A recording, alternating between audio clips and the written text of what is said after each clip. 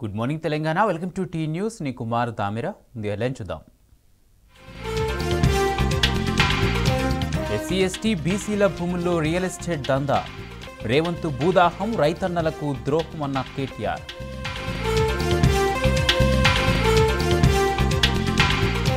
రాష్ట్రంలో ఇందిరా ఎమర్జెన్సీ సర్కార్ నడుస్తోంది. లగచెర్ల రైతులకు బీఆర్ఎస్ అండగా ఉంటుందన్న కేటీఆర్.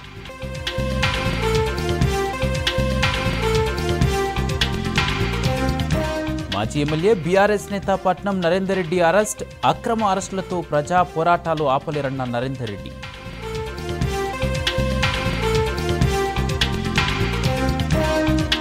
రాష్ట్ర వ్యాప్తంగా ధాన్యం కొనాలని అన్నదాతల ధర్నాలు. రైతులకు రేవంత్ గోసపట్టడం లేదన్న హరీష్ రావు.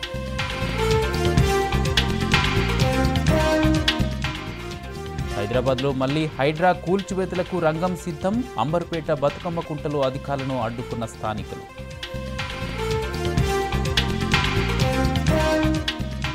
జార్ఖండ్లో తొలి విడత ఎన్నికల పోలింగ్ ప్రశాంతం. తొలి దశలో 64% పోలింగ్ నమోదు.